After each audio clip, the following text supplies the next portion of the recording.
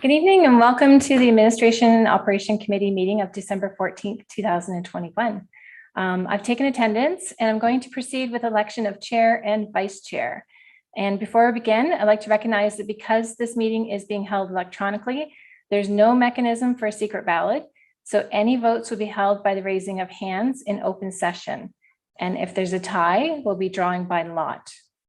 I'd like to open the floor to receive nominations for the position of chair. Councillor Wheat. I'd like to renominate John Pierce. Okay.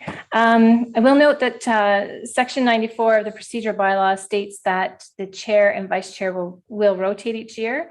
So I can't accept the nomination. Councillor Pierce? Actually, I think if you dive into the bylaws, you'll find a clause that says you can. I hate to put you on the spot, Nance. There is, you can suspend that section 94 of the procedural bylaw so that you can have the same chair or vice chair. That's right. I'd like to move to Would you like to make a motion to suspend section 94? Councillor Wheat? Yes. Yes. Maybe there's other nominations. Well, there could be.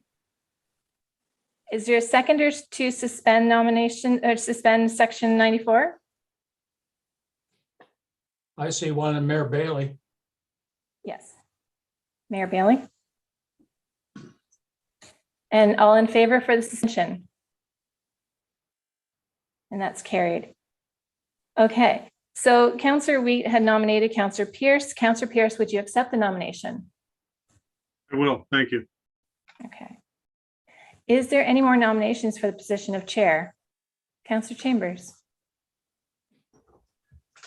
This is not disparaging the current chairman in any way, but I'll nominate the vice chair, whoever that may be, because that, I believe, was the intent of the original section of the procedural bylaw. Okay. The vice chair is Councillor Leferrier. Councillor Leferrier, do you accept the nomination? I don't, but thank you to my nominator. Okay. Is anyone, Councillor Gatward? I'll nominate Councillor Chambers. Councillor Chambers, do you accept? No, I do not. I would sooner have Councillor Pierce and myself. Okay. Is there any more nominations for the position of chair? Okay. Would anyone like to move to close nominations? Councillor Coleman, seconded by Councillor Miller. All right, Councillor Pierce, by acclamation, you are chair. I'd like to open the floor for nominate positions of vice chair, please. Any nominations? Councillor Ferrier. I'd like to nominate Councillor Howes. Councillor Howes, do you accept the nomination? Yes. Okay. Yes, Is there any more nominations? No more nominations. Can I have a motion to close? Councillor Pierce and Councillor Bell. And Councillor Pierce, you have the floor. Thank you. Thank you very much, Nancy, and welcome everybody to the Admin and Ops Committee meeting. Attendance has been taken, noting that all councillors and the mayor are present. We've done the election of the chair. Can I get approved? Does anybody have anything to add to the agenda? Noting we do have an addendum. Is there anything else to add to the agenda? Seeing none, can I get a mover, please? Councillor Coleman, Councillor Wheat. Any questions on the agenda? All those in favor? Opposed? That is carried. Declaration of pecuniary interest, Mayor Bailey? 9.4, please. 9.4, thank you. Any others? Okay, if it rises through the meeting, please do so at the time. Adoption of the previous minutes. Can I get somebody to put that on the floor, please? Councillor Wheat. Seconder, Councillor Ferrier. Any questions on those? All those in favor? Opposed? That is carried. Any business arising from the previous minutes? Seeing none, we will move on to section 8, consent items to be approved. There's a few of them here this evening. The first recommendation is 8.11, which is RPT-21-293. Can I get a mover, please? Mayor Bailey, Councillor Coleman. Any questions on this recommendation? Seeing none, all those in favor? Opposed? That is carried. Moving to 8.12, which is RPT-21-298. Can I get a mover to get it on the floor, please? Councillor Howes. Councillor Weed as seconder. Any questions on this recommendation? Councillor Chambers. Thanks, John. Not a question, but I guess it would be an amendment because I would like to add 2 dates to the list. I know it's a long list, but I would like to add 2 if I can get a seconder. Maybe I'll do them one at a time. The first one, I know Adam Crozier would support this if he could vote, but I would like to add June 19th to the list. And that, of course, everyone should know is United Empire Loyalist Day in Ontario. It's actually proclaimed by the legislature to be the day commemorating the foundation of Upper Canada from Canada, largely as a result of the United Empire Loyalists that emigrated from the States after the War of Independence. So that's June 19th, seeking a seconder, United Empire Loyalist Day. Councillor Gatward seconds that motion. Any questions on that? Councillor Gatward. Thank you, Mr. Chairman. It's more of a comment. United Empire Loyalists are the Grand River chapter have a special plaque and a UEL flag that flies every year at the Oakland Pioneer Cemetery. There's quite a few UELs in that cemetery, and they held a special ceremony, and staff every year are great. They remember to put up the flag for them. So thank you. Very good. And thank you, for that. Councillor Chambers, for adding that. Any other questions? Okay, all those in favor of this First Amendment? That is opposed. Okay, that is carried. Councillor Chambers, your second date. The second date, Mr. Chairman, is September 28th. And that is not quite as well known. It's actually a Canada-wide day of recognition for British Home Child Day. If you don't know the history of British home children, you should. There are, I think, approximately 4 million, they say, descendants of home children. Those of you that don't know what British home children are, they were the orphans and children that were taken from the orphanages in the streets of Britain and brought to Canada. Some went to Australia, some went to New Zealand, and they were children. They largely served as indentured servants or laborers, mostly farm laborers. There are some terrible stories and some good stories. I suppose that the good story, everyone knows who Anne Shirley is, the fictional character that everybody know who Anne Shirley is? Anne of Green Gables. That was kind of modeled after a home a child. But anyway, it's a very sad day in many respects, but it should be commemorated and memorialized so that we don't forget. Thank you for that. Can I get a seconder for that? Councillor Howes. Any other questions on this one? Thank you for bringing this forward, Councillor Chambers. All those in favor? Opposed? That is carried. Okay, that was 8.12. We're moving on now to 8.13, which is RPT-21-326, the interim tax levy bylaw. Can I get a mover, please? Councillor Coleman, Councillor Gatward. Any questions? Seeing none, all those in favor? Opposed? That is carried. Moving on to 8.14, which is RPT 21-327, parking bylaw. Can I get a mover to get it on the floor, please? Counselor Bell, seconded by Counselor Miller. Any questions on this report?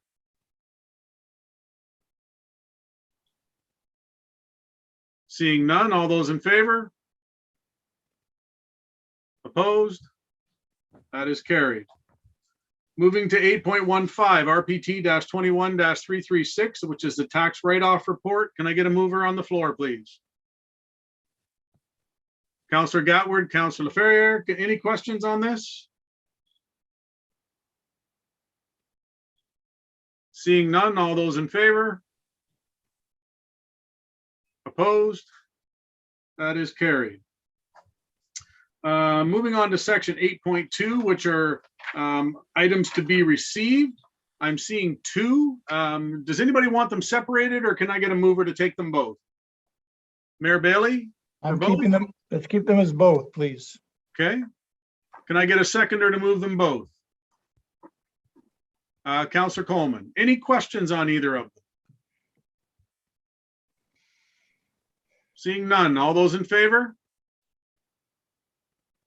Opposed?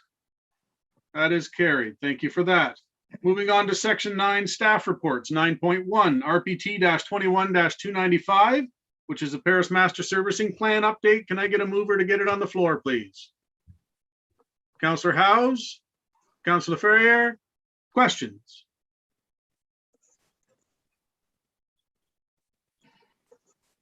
No questions? Okay. All those in favor? Opposed? That is carried. Moving on to 9.2, which is RPT 21-314, development charges background study. Can I get a mover to get it on the floor, please? Counselor Coleman, second. Counselor Ferrier, questions? Counselor Gatward. Thank you, Mr. Chairman. The $1 million charge that has been added, I believe I read in the county letter that there's going to be further discussion. And so I'm wondering, how does that affect the costs in the bylaw and what we're charging developers, and why did we do that? Why did we change it? General Manager Walton. To Councillor Pierce, to Councillor Goward, I assume that the $1 million you're talking about is the $1 million that's been added as a direct benefit to the what we'll call the landowners group in St. George. Is that what you're referring to? Yes. Okay, thank you. So in the 2019 development charges background study, we actually revised the local services policy. And when we were doing the update just recently, we realized that in St. George that we need to address this whole issue of bringing the sanitary sewer services to that area where all the development is going to be. And the fact that under our own servicing policy that we really should be having a direct charge to those group of landowners there. So this has the effect of on the actual charge is that it actually reduces the charge that they're charged as development charges, but then makes them pay the $1 million themselves. And this is in some ways a fairness thing. They do not have an outlet for sanitary sewer at all right now. And this is their direct contribution to that. So the other thing is we're not really sure of the cost of that project. It hasn't been designed yet. And as a result, there'd be risk mitigation. That's because there'd be cost sharing between us and them, between development charges and then the direct contributions of the landowners group in the future. And those are the reasons. Thank you. Councillor Gatward. And if I might just follow up, so Yep. It would be prorated on the number of units that each landowner has, and that's how they would base payment of the $1 million would be divvied out amongst the lots. In other words, I guess you understand my question. Yes, through the chair to Councillor Gatward. We'll negotiate that with the whole landowners group, that they do work as a group in discussing with us, so we'll be able to negotiate that. The scenario which you put forward is likely to be the scenario that we go with. Some sort of per capita basis that we would charge that out at. Okay, thank you. Thank you for that. Councillor Bell. Yeah, thank you, Mr. Chair. I've been in correspondence with Robin this week on the issue of social housing, which is a new component to the development charges. The numbers that are in the current report reflect, if you like, today's status quo. We know that cost sharing will bring a change to that status quo, and we will need to recover more funds for social housing from development charges. Now, I wonder if Robin could just explain for everybody's benefit how that will happen in the future. Robin? Sure. So through you, Mr. Chair. So when we originally put the development charges study out to the public for feedback, we had to have a defendable position on how what the allocation was that the city and the county would pay for their portion of development charges for social housing. So at the time, what was passed by bylaw was the current cost sharing agreement with the city of Brantford. So those are the numbers that we used in the calculations. And as you all know, the new cost sharing agreement was passed by council last month. However, we cannot just arbitrarily change the costing in the report or in the development charges study at this point. And what will happen in the future, essentially DCs are funded based on actual costs. So there will come a point where we have not collected enough, or there could, I'm not saying there will, but there is a possibility there we will come to a point where we have not collected enough to offset those costs. So what will happen is that difference will be made up in the next development charges study, which is slated for 2024. If there's a cash flow issue, we would debenture that difference and then add that debenture into the next development charges study. Councillor Bell? Thank you, Robin. Any other questions on this? Okay, I do have one question myself, if I could. It's on page 55 of our report under the summary of changes. If you look at number 3, it says the legislation has removed the mandatory deduction for all services that remain eligible in the DC. For the county, the 10% deduction may be removed for the following services. It lists several services there. When it says it may be removed, is that a decision that we would make on each individual one, or would somebody have to come and request that? How does that may be removed work? Please. So through you, Mr. Chair, we removed that deduction as part of this process. So it's already been factored into these numbers. Okay, so it is removed. It's not maybe. It is removed. It is. The legislation says it may be removed, but it Yeah. was too hard to remove it, so we did it. Thank you for that clarification. Appreciate that. Okay. Any other questions? Okay, all those in favor? Opposed? That is carried. Moving on to section, sorry, I guess it's 9.3, RPT-21-328, request for the always stop sign modifications. Can I get a mover? Councillor Coleman. Seconder? Councillor Bell? Any questions on this report?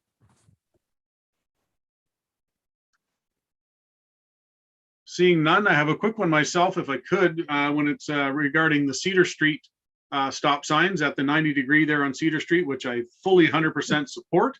My question is, and my apologies, I couldn't get up there to check it myself today. I should know. But is there a stop sign coming out of that condo unit on the corner? Through you, Mr. Chair, to yourself. Yes, there is. It's not, so that sign's actually it's on private property as part of the site plan. Right. Okay. All right. But as far as that, you know, a stop sign is a stop sign regardless if it's on private property or not? That's correct. Okay. And this will really function now as a three-way stop, which I asked the same question to staff as we were going through it. We didn't want to put it in the report as a regulatory sign because it isn't a regulatory sign. That's what I thought. Yeah. Okay. All right. I appreciate that. And yeah, I think it's going to make that corner much safer. And I think it was the right thing to do. So thank you for that. Any other questions, Councillor Chambers, and then Councillor Gatwood?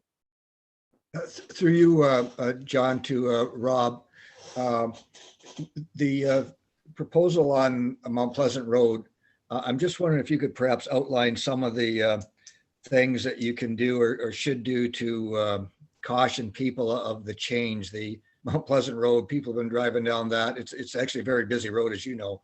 Been driving down that for many years, and they can do it in their sleep pretty near, but they'll have to be very cautious with the four-way stop. So what does the county do to alert people that there's a change coming up? And before you do that, I'd just like to also add that it's a horrible turn to make with a truck either way, and it's a difficult a corner. So I can see where some remediation could be done, but I'm concerned that people will just by sheer habit cruise right on through, and perhaps what could we do to prevent that? Mr. Walton? Through the chair to Councillor Chambers. When we make changes to intersections like this, we generally put in those starburst signs which say new on them ahead of them to warn that the new signs are there, and that will happen in this case. I don't think on Cedar Street is quite the same thing as it is here at Mount Pleasant because of the just the whole area that it is. Your note about some of the utilities and whatever that are there that make it difficult for trucks are also some of the things that make it difficult for sightlines there. I actually was out to this intersection before we wrote the report, had a look at it, and you have to be to the right spots to be able to you know, right to the stop bars to see it properly. And that'll be some of the same things for your turning movements. So I'll pass that on to the guys for sure. So was there another thing that I was supposed to answer? Sorry. Okay, Councillor Gatwood, please. Councillor Chambers asked my question. Thank you. He saw your notes, Councillor. Any other questions on this? Seeing none, all those in favor? Opposed? That is carried. Moving to 9.4, which is RPT-21-338, the redevelopment of Beverly Street. Mr. Mayor, you have a conflict on this one here. If you could take me out of the room, please. I think you can just shut your camera down and unmute, and you're good. Okay, and just to note, committee, that there was additional information in the addendum regarding this one here. So can I get a mover to get it on the floor, please? Councillor Wheat and Councillor Howes. Questions on this report or on any of the information in the addendum?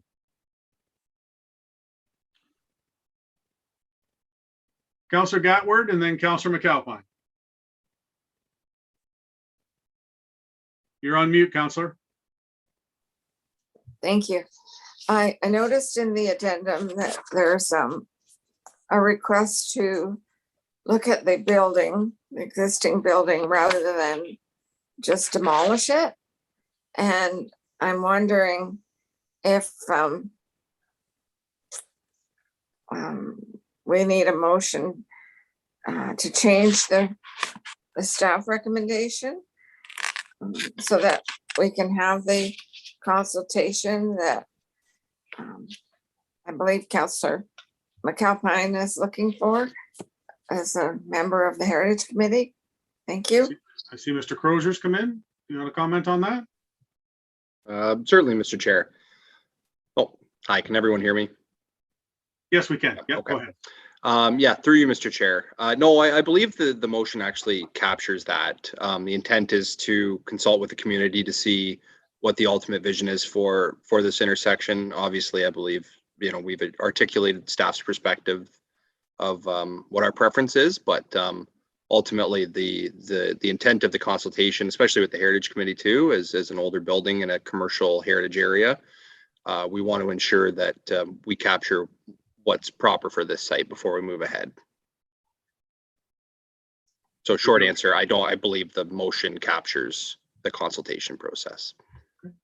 Councillor Gatward, you're good with that? You're on mute. Yes, Okay. that's fine. I just, okay. Thank you. Councillor McAlpine.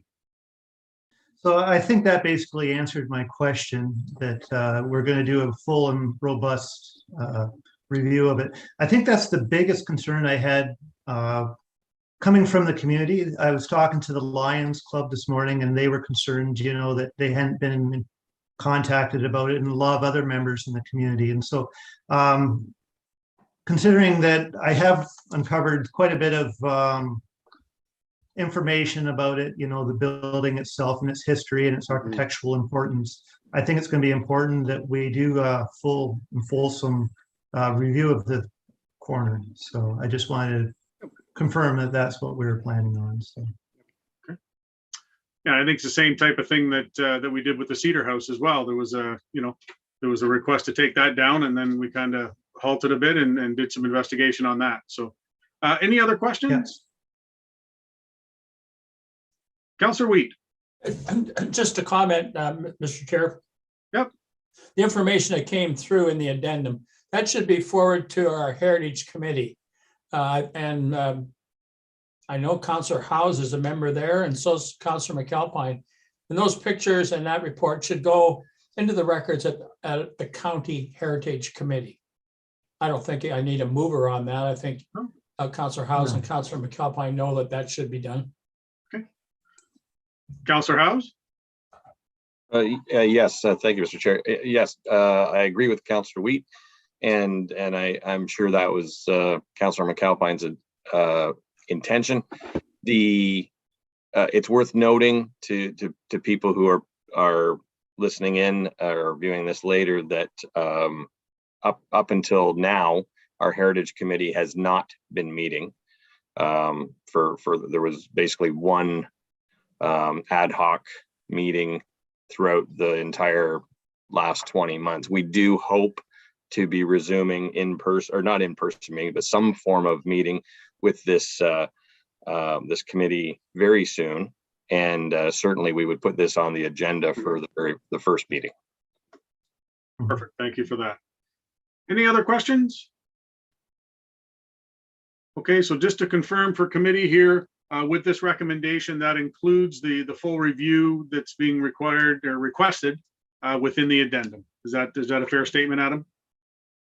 Yes, Mr. Chair, that is a fair statement. Thank you for that. Okay, seeing no further questions, all those in favor? Opposed? Motion is moved and accepted. Okay, so moving on. What do we got? 9.5, which is RPT 21-324. Oh, I'm sorry, Mr. Mayor. Thank you. Welcome back.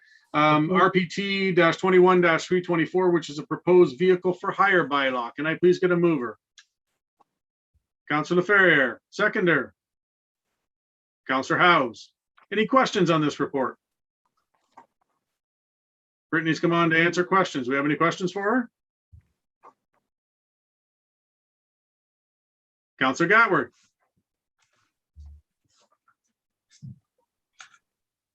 Thank you, Mr. Chairman.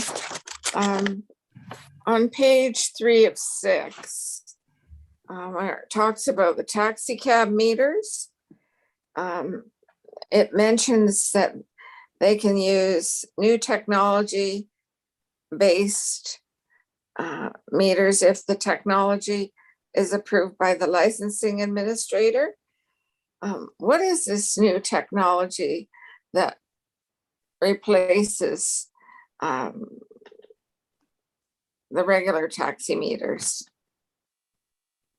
Through you, Mr. Chair, to Councillor Gatward, there are app-based taximeters. So one would download the application on their phone, and that would be used as the taximeter.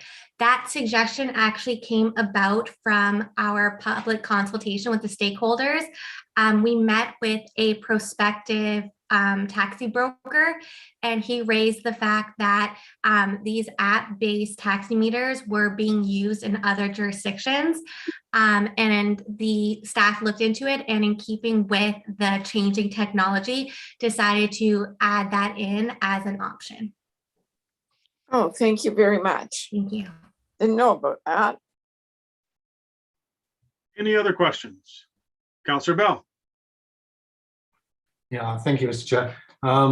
It might be helpful if Brittany could explain, for the benefit of those people that might view this meeting on YouTube at some point in the future, how Uber and Lyft will fit in and how they will interact with existing taxi services. We're all familiar with existing taxi services.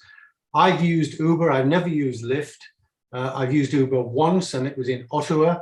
So I have no idea whether Uber in Ottawa operates the same way as Uber in Paris. So a little bit of insight would be helpful if Brittany wouldn't mind doing that. Absolutely. Through you, Mr. Chair, to Councillor Bell. So Uber and Lyft are app-based private vehicle transportation companies. So what that means is that the user would download the application onto their phone, and through that application, they would hire a driver. The application will show you how you can put in your starting destination and your end destination, and the application will show you the price of that ride before you accept the ride. Once you have accepted the ride on the application, the Uber or Lyft driver, they operate the same, will come to your destination and bring you. One of the things that is very different for private vehicle transportation companies versus the more traditional taxi companies is that when you book your ride, there's no actual money, there's no option to do cash. It is all through the app, through the Visa or PayPal that you have included in the application. Unlike taxis, private vehicles for hire can't, for example, stay at a taxi stand and try to solicit rides. It all has to be done through the application. One of the differences with respect to how we will be licensing these is because Uber and Lyft are both large corporations. They have a lot of guidelines and protection valves built into the operation of their platforms and their drivers. So we will still require private vehicle drivers to meet the requirement as typical taxi brokers with respect to criminal record checks and insurance, all of those things. However, all of that will be received to the county through the broker. So the broker acts more as an intermediary between the drivers and the county. So they will provide us all the information, and they have to provide us with updated rosters for the drivers that will be driving in the county of Brant. Okay, thank you very much for that. Councillor Bell, you're good with that? I am. I just through you, Mr. Chair. I think, Brittany, that it looks like it might be a little more complex than to manage on behalf of the county. When we have 2 or 3 taxi companies, we have a limited number of taxis, a limited number of drivers. The administration of that is fairly simple. Are we comfortable that we have in place within the county systems the ability to manage what might be a continuous turnover of drivers in the Uber and Lyft area? Through you, Mr. Chair, to Councillor Bell.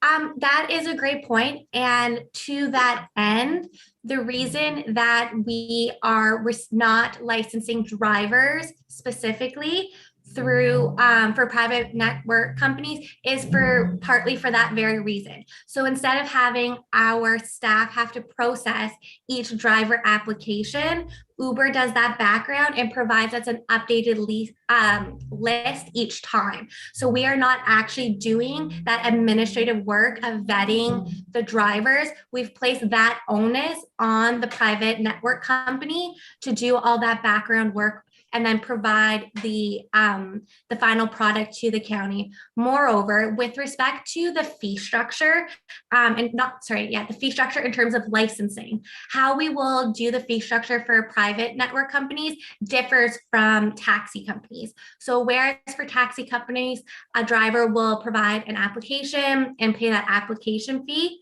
with private network companies, and we determined this fee structure based on research with other municipalities on what they're doing.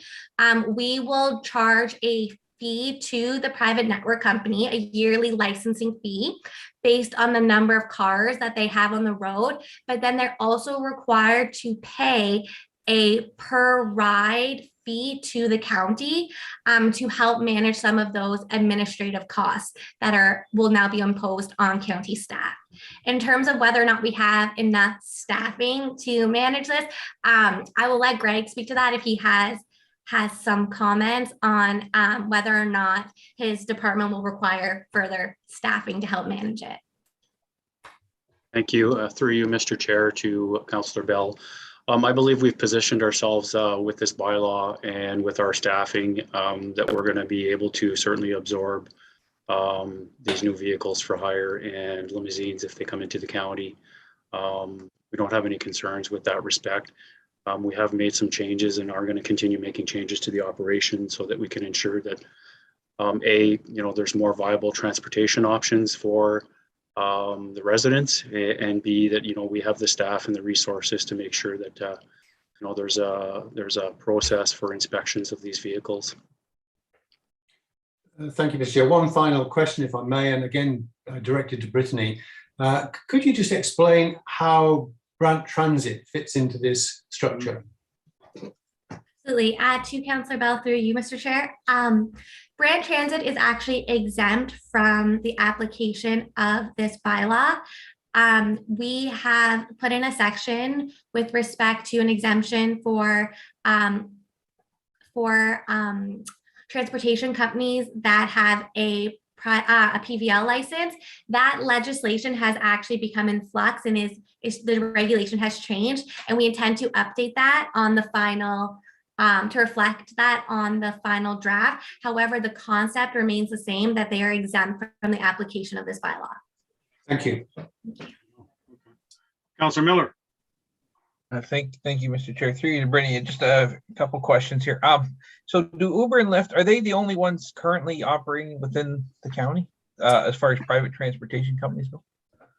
Through you, Mr. Chair, to Councillor Miller, my understanding is that Lyft is currently not operating in the county. We did speak to them during our consultation, and they expressed that they may be coming to the county in the future, but at this time they have no record of any operation in the county. Uber is currently operating in the county, and that is the only private network company that I'm aware of. So to get access to their criminal checks and the drivers, the age of the vehicles, their insurance, have we signed an agreement or a contract? Or what, we would sign something with them, yes? Through you, Mr. Chair, to Councillor Miller, it is actually through the bylaw that we put in the requirements that they are required to provide us that information. And we have in the bylaw that they have to provide all of the records upon request with respect to the number of rides that they're providing per week, where the ride originated and ended. And those are in there so that we can audit to make sure that the county is being paid that per ride fee. So we have built in some mechanisms in there to ensure that we're receiving and that they're meeting the requirements of the bylaw. So if a new company comes along, like if Lyft does come into the county, they would have to follow the same rules. We don't have to change the bylaws to say, okay, Lyft's now operating. Okay, fair enough.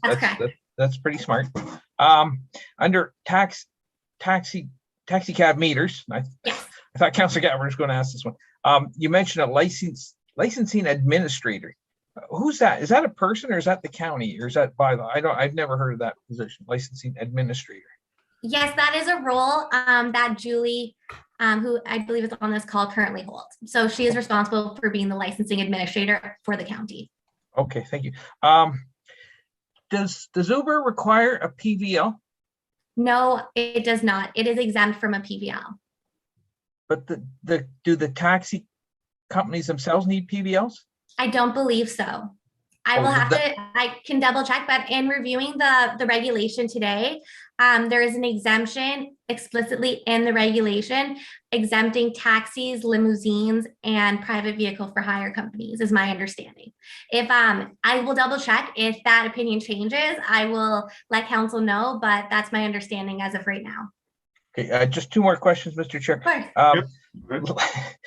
License expiration dates, you said we're going to just start fresh March 31st. Yes. Are the taxi companies going to get some reimbursement for the months that they paid, or how's that work?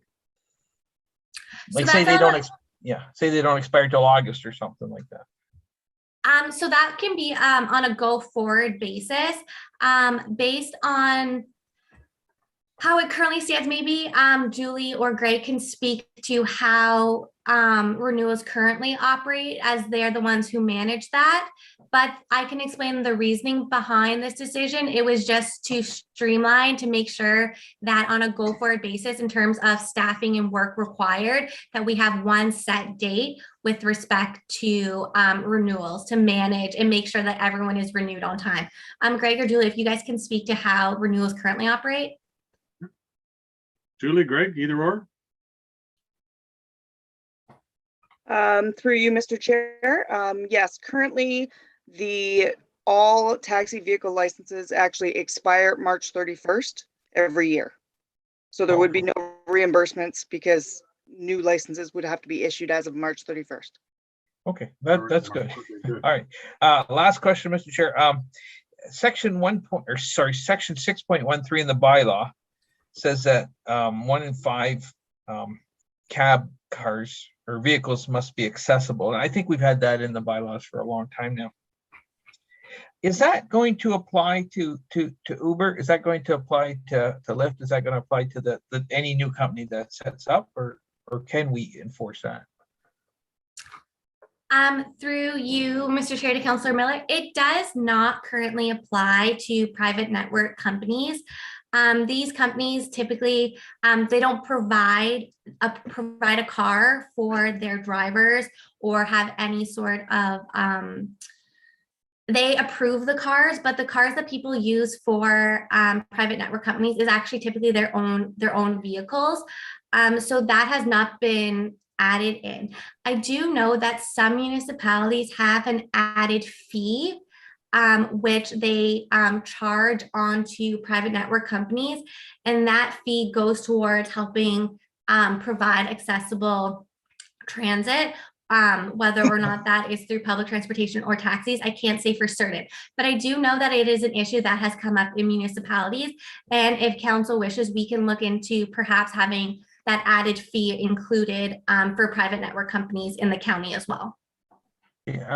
Thank you, Brittany. And Mr. Chair, I'd certainly like to move an amendment to that effect. When the time is right. Councillor? What's that? You'd like to add that fee to ensure they have that? Well, I'd like to introduce an amendment to do that, yes. Yeah. Seconder for the amendment? Seconder. Councillor Gatward. Any discussion on the amendment? Councillor Miller. Yeah, thank you, Mr. Chair. One of the reasons we have 1 in 5 is because we feel that it meets our needs as far as accessible demand goes. If we see Uber and Lyft slowly push out the existing taxi cabs as far as number of rides go, we'll see the percentage of accessible private rides go down. So I think we should address it now, so it's not an issue later. Agree. Any other questions to the amendment? Okay, seeing none. Apologies, Councillor Gatward, you had your hand up prior to the amendment. Is it to do with the amendment, or you're on mute? Sorry, no, mine was a different question, Mr. Chairman. And I'll ask it quickly. Through you to Brittany. I read in there that taxi service must be available 24/7. And I'm wondering, does that apply to the private transportation companies as well, like Uber? Through you, Mr. Chair, to Councillor Gatward. So the way that Uber operates, you can use the app 24/7. That service is available. However, as it currently stands, drivers for Uber are deemed right now independent contractors as opposed to employees. So Uber does not put in place any requirements as to how that I'm aware of as to when and how often drivers make themselves available. When the drivers choose to drive, they do so. So while the requirement for brokers to be available 24/7 is met, that service is available 24/7. There's no guarantee that private vehicles for hire would have a driver available 24/7, unfortunately. And that's there, we did turn our minds to that issue, and there was not a sufficient way to address that just because of the way that Uber currently operates. My understanding is they don't have the ability to place that requirement on their drivers. With respect to the requirement for taxi cabs, we did seek some input both from the OPP and our consultant on this issue, and both parties recommended that it was in the interest of public safety to have taxis operate 24/7.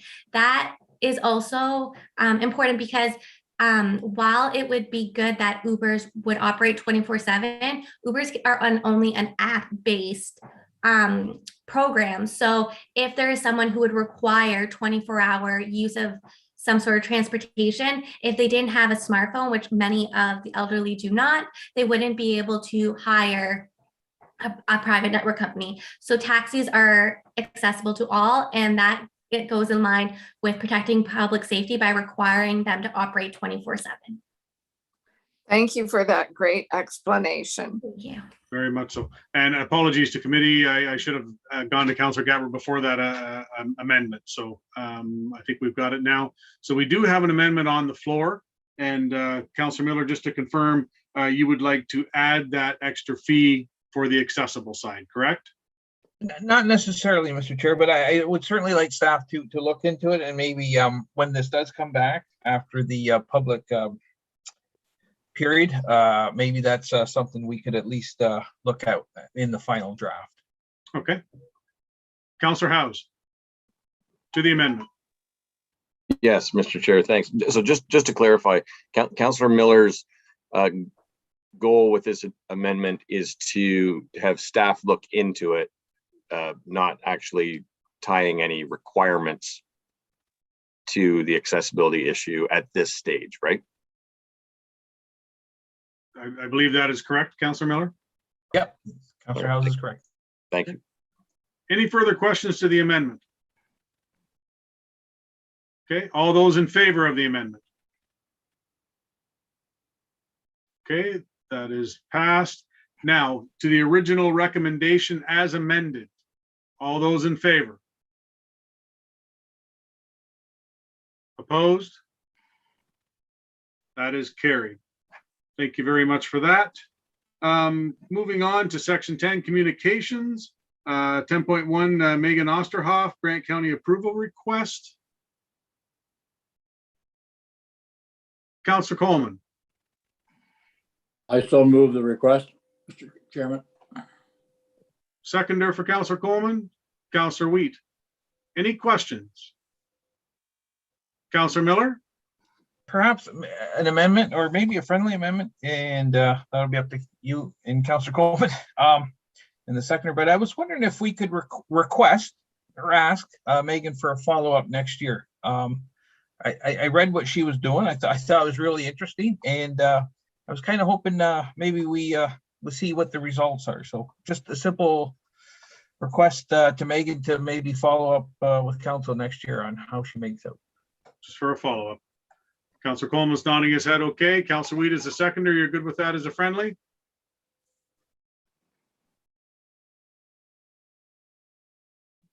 Councillor Weed, you're not good with that as a friendly amendment? No,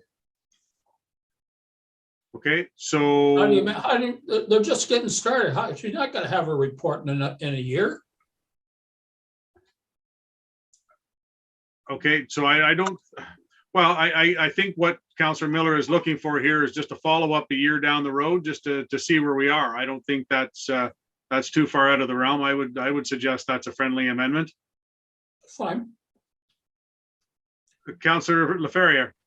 Just that it's not, I don't think we're looking for a report in terms of success or failure. It could also be a request for additional support, or it could be, just keeping us in the loop and seeing how we can all help each other out here. So, yeah. I raised my hand before he said fine, so sorry. Sure. Councillor Gatward, to the amendment, friendly. You're on mute. You're on mute, Councillor Gatward. Sorry, I think getting additional information in a year's time would be very valid. These grants are probably only a year at a time. And my question was, Mr. Chair, does anybody know how much TD is going to give for this grant? Anybody aware of that? I don't know. I'm not for sure. I'm not sure if that would be made public or not. I'm not sure. Councillor Coleman. That is not our concern, Mr. Chair. Valid point. Okay, so we do have a friendly amendment here. No further questions. All those in favor? Okay, now for the, okay, I guess we just received it with the friendly amendment, right? Okay, that's fine on that. Moving on to other business, I see none. Oh, Councillor Chambers. Thanks, John. I didn't bring this up at the start, but on the weekend, things were being blown all over the place, and I'm not referring to the Hamilton Tiger Cats blowing their chance to win the Grey Cup in their home city, but I'm talking about the weather. Rob Walton, I think, is on the line. I'm just wondering if he can kind of give a debriefing of what transpired and what the county did to put Humpty Dumpty back together again. And as well, a question that he may answer: if someone calls a councillor about a tree on the road or a bridge or a wire down, what is the recourse for the councillor? Who are they going to call? Mr. Walton. Through the chair to Councillor Chambers. Thanks for the question. Yeah, no, it was a brutal weekend. I think that the reports where there was winds up to 100 kilometers an hour. I was out driving around and saw accidents and roads closed because of hydro lines and trees down myself as well. So roads crews were out there working to clear trees and working with the power companies as well to get things out of the way so they could restore power as well. If a councillor needs to contact our roads division because of a concern, they need to phone the roads on call person, and they do that through calling into the normal Burford number, and that leads you to that would lead you to getting a message to them through fire dispatch. Can't tell you it's one person because it is a rotation, so it does. That's the way to notify them. One thing to note is that council last year did start to add more money to the budget so that we can do more work with these trees. There's a lot of dead ash trees around, and there's other concerns. So for a 5-year period, there's and starting in 2020, there's $200,000 a year that was put into the budget to deal with proactively deal with trees. In that period of time, we've taken down 1,000 dead, dying, or dangerous trees from the road allowance. and working still very hard. We hope to have another 145 down before the end of this year. That really helped us on the weekend because we had 53 trees down, and 44 of those were actually trees from private property, which actually aren't our jurisdiction, even though they fell into the road allowance. So can you imagine if some number of those 1,000 trees were still up there, how bad this would have been? So that approach has paid big dividends for the residents, in, you know, less power outage and less disruption, less danger on the roads. And as we get through the next 3 years, we'll be in better shape. I never, though, cease to be amazed that, you know, you've had all these blown down trees and you think, well, that was a heck of a storm and we won't experience that again. But we still seem to see branches come down in every storm that happens. And we just need to be prepared to deal with them. We certainly don't want to get in a position where we don't have any trees anywhere, because that's just, that isn't right either. So dealing with the most dangerous ones and getting to these dead and dying ones is very important. And we've made very great strides in that. And thanks to council for having the foresight to give the money to do that. Thank you for that. Councillor Chambers, follow up? Yeah, just a quick follow up too, Rob. Do you have any advice to the Hamilton Tiger Cats so they won't blow the next opportunity that they have to win the Grey Cup? Well, I was at that game, so it was very exciting till the last moment.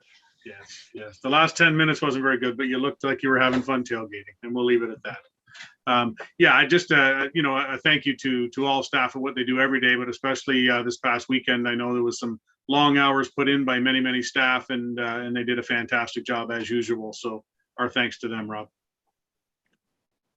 Okay, anything else for other business that we're good? Nothing in camera. This is the last meeting of the year. The next meeting of this committee is January the 18th. So with that, for the final time of 2021, I will look for somebody to adjourn. Mr. Coleman, Councillor Coleman. We stand adjourned. Don't go away. We're going to take, my understanding here, we're going to take a minute or two break so Gary can get things set up for our next meeting, and then we'll fire things back up. So thank you.